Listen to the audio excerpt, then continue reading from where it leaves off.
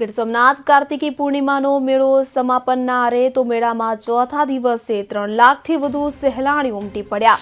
લોક સાહિત્યકાર રાજભા ગઢવીએ મેળાની રંગતને વધારી તો સાહિત્ય રસ અને લોકગીતોએ શ્રોતાઓનું મન મોહ્યું। આપને જણાવી દઈએ કે મેળામાં ચોથા દિવસે પણ વેપારમાં અવિરત વધારો જોવા મળ્યો। તો ગીર સોમનાથ કાર્તિકી પૂર્ણિમા મેળામાં ચોથા દિવસે 3 લાખથી વધુ સહેલાણીઓએ ભાગ લીધો હતો। લોક સાહિત્યકાર રાજભા ગઢવીના કંઠે સાહિત્ય રસ અને લોકગીતો માણી શ્રોતાઓએ જાણે ઇતિહાસની યાત્રા કરી હોય તેવો માહોલ સર્જાયો હતો। મેળામાં ચોથા દિવસે પણ દરેક વેપારમાં અવિરત વધારો નોંધાયો। તો મેળાના મુખ્ય આકર્ષણ સ્વરૂપે 200થી વધુ જાતના ખાણીપીણીના વ્યંજન અને સાંસ્કૃતિક લોક ડાયરો લોકો માટે અવિરત મનોરંજનનું સાધન બન્યા।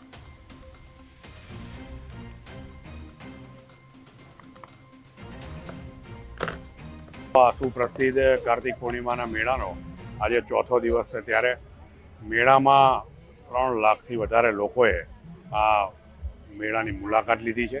ખાસ કરીને મેળામાં જે મુખ્ય આકર્ષણો છે એવા જેલના ભજીયા, સરકારનો જે ઇન્ડેક્સીનો સ્ટોલ છે, તેમજ ખાસ કરીને જે જુદા જુદા ખાણીપીણીના સ્ટોલો, અને મેળામાં જોઈએ તો લોકો પરિવાર સાથે ઘરેથી પણ ભોજન લઈને આવી અને અહીંયા ભોજનનો આનંદ માણતા હોય છે। ત્યારે લોકોએ આ મેળાનો લાવો લીધો છે। આજે રાજભા ગઢવીનો સાંસ્કૃતિક કાર્યક્રમ હતો, ત્યારે પણ મોટી સંખ્યામાં લોકો